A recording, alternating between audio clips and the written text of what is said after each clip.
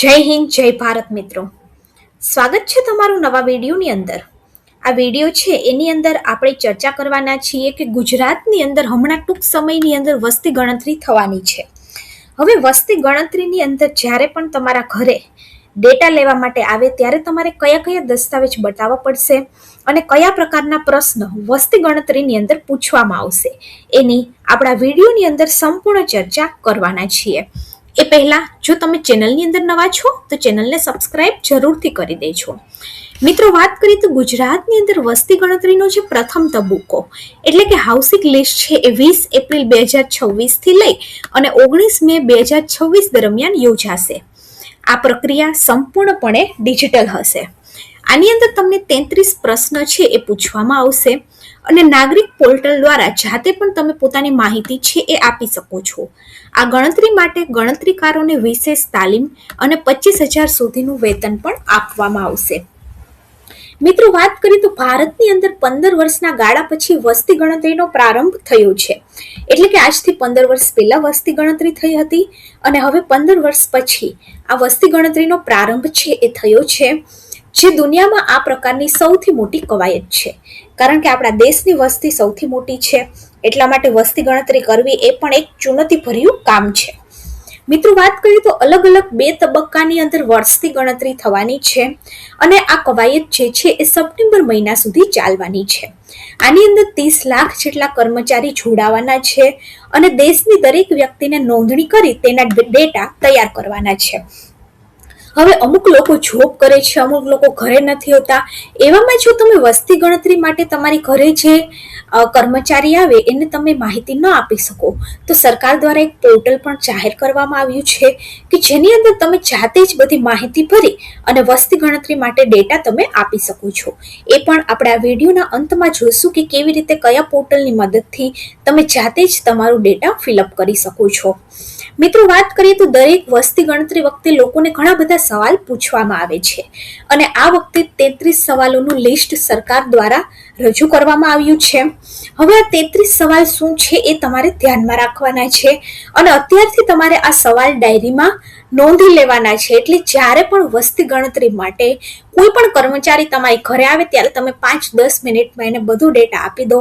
એનો અને તમારો બંનેનો ટાઈમ વેસ્ટ ન થાય. સૌથી પહેલો પ્રશ્ન છે તમારા બિલ્ડિંગનો નંબર.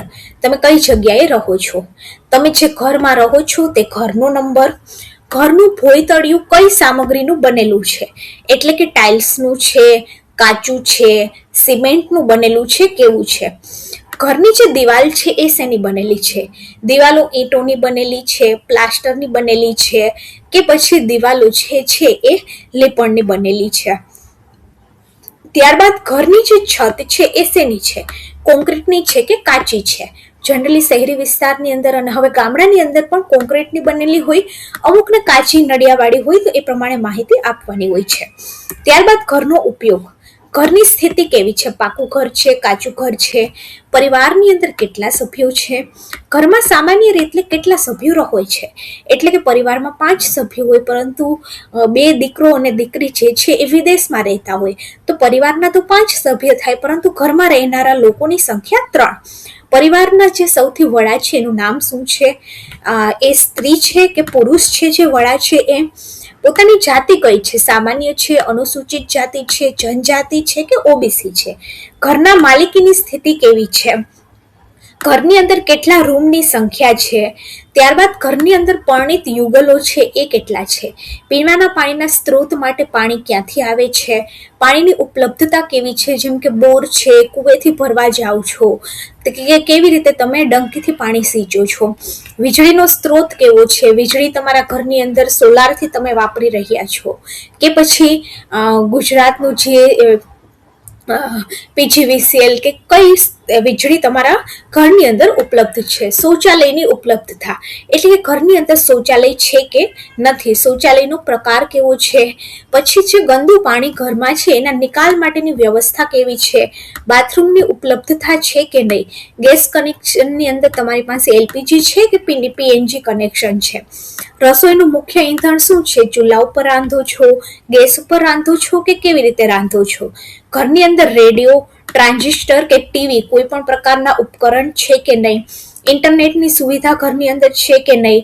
લેપટોપ અથવા તો કમ્પ્યુટરની સંખ્યા કેટલી છે, ત્યારબાદ ટેલિફોન, મોબાઈલ, સ્માર્ટફોન છે કે નહીં કોઈની પાસે, સાયકલ, સ્કૂટર, મોટર સાયકલ કે મોપેડ છે કે નહીં, ત્યારબાદ કાર, જીપ, વાનમાંથી શું છે, મુખ્યત્વે કયું અનાજ તમે ખાઓ છો, તમારો મોબાઈલ નંબર શું છે. મોબાઈલ નંબર છે માત્ર વસ્તી ગણતરીના હેતુ માટે તમારી પાસેથી લેવામાં આવે છે. તો આ જે છે એ 33 પ્રશ્નોનું લિસ્ટ છે કે જ્યારે પણ વસ્તી ગણતરી માટે તમારી પાસે કોઈ પણ કર્મચારી આવશે ત્યારે તમને આ 33 પ્રશ્ન છે એ પૂછવામાં આવશે. હવે મિત્રો વાત કરીએ તો 1 એપ્રિલ છે ત્યાંથી અત્યારે અંદમાન નિકોબાર, દિલ્હી, ગોવા, કર્ણાટક, લક્ષદ્વીપ, મિઝોરમ, ઓડિશા અને સિક્કિમની અંદર સ્વગણતરી એટલે કે પોતાની જાતે આપણો ડેટા છે ફિલઅપ કરી શકીએ એનો પહેલો તબક્કો શરૂ થઈ ગયો છે. ત્યાર પછી ગુજરાતની અંદર 5 એપ્રિલથી આ પ્રક્રિયા શરૂ થઈ ગઈ છે. એટલે ગુજરાતની અંદર પણ અત્યારે આપણે વાત કરીએ તો આજે 5 એપ્રિલ જ છે, આજથી આ પ્રક્રિયા શરૂ થઈ ગઈ છે, પરંતુ તે ફેરફારને આધીન છે. એટલે કે આજે ને આજે આપણે ભરવાની જરૂર નથી, પરંતુ ફેરફારને આધીન છે. પશ્ચિમ બંગાળ માટે હજુ તારીખો નક્કી થઈ. મિત્રો વાત કરીએ તો એક વખત રાજ્યની અંદર સ્વગણતરીનો પ્રથમ તબક્કો થઈ છે ત્યારબાદ ઘરે ઘરે જઈ અને વસ્તી ગણતરીની પ્રક્રિયા કરવામાં આવશે. આ વખતે પહેલીવાર ડિજિટલ વસ્તી ગણતરી થવાની છે, એટલે કે મોબાઈલ ફોન અને એપ્લિકેશનનો ઉપયોગ કરી અને માહિતી એકત્રિત કરાશે. આજથી 15 વર્ષ પહેલા જે વસ્તી ગણતરી થઈ હતી ત્યારે ફરફરિયા લઈને આપણી પાસે આવતા હતા, બધી માહિતી છે એ કાગળોની અંદર ભરવામાં આવતી હતી, પરંતુ આ વખતે સંપૂર્ણ ડિજિટલ છે. આ 33 પ્રશ્નોના જવાબ ડિજિટલ જ તમારી પાસે કર્મચારીઓ લખશે અને ડિજિટલ ડાયરેક્ટ વસ્તી ગણતરીનું જે ડાયરેક્ટ સંચાલન કરે છે એના પાસે જ આ ડેટા પહોંચી જશે. પહેલા તો કાગળ ઉપર લખવું પડતું હતું, કાગળોને એકઠા કરવા પડતા હતા, ચોક્કસ જોવું પડતું હતું કે 20 ઘરે ગયા તો કોઈ ઘરે કોઈ કાગળ ભૂલાઈ નથી ગયો ને, પરંતુ ડિજિટલથી એક ફાયદો થશે કે ચોક્કસ ડેટા ચોક્કસ સરકારની પાસે પહોંચશે અને એક્ઝેક્ટ વસ્તી ગણતરી થઈ શકશે. મિત્રો વાત કરીએ તો 1948 મુજબ વસ્તી ગણતરીની અંદર ભાગ લેવો ફરજિયાત છે. તેમાં દરેક પરિવારે પોતાની જાણકારી મુજબ સચોટ માહિતી આપવાની હોય છે. આ એકના સેન્સર 8 મુજબ વ્યક્તિએ દરેક સવાલના જવાબ પોતાની જાણકારી પ્રમાણે સાચા ભરવાના હોય છે. જાણી જોઈને જવાબ ન ભરવા બદલ વધુમાં વધુ 1000 રૂપિયા સુધીનો તમને દંડ થઈ શકે છે. મિત્રો દસ્તાવેજ તમારે કોઈ બતાવવાના છે કે નહીં, તો કે તમારે આની અંદર કોઈ પણ દસ્તાવેજ આપવાના નથી, તમારે ફક્ત માહિતી આપવાની છે અને તેના આધારે માહિતીનો રેકોર્ડ થશે. તેના ઉપર કોઈ અરજી કે પુરાવા નથી આપવાના, પરંતુ તમે જે માહિતી આપો તે તમારે સાચી અને સત્તાવાર આપવાની છે.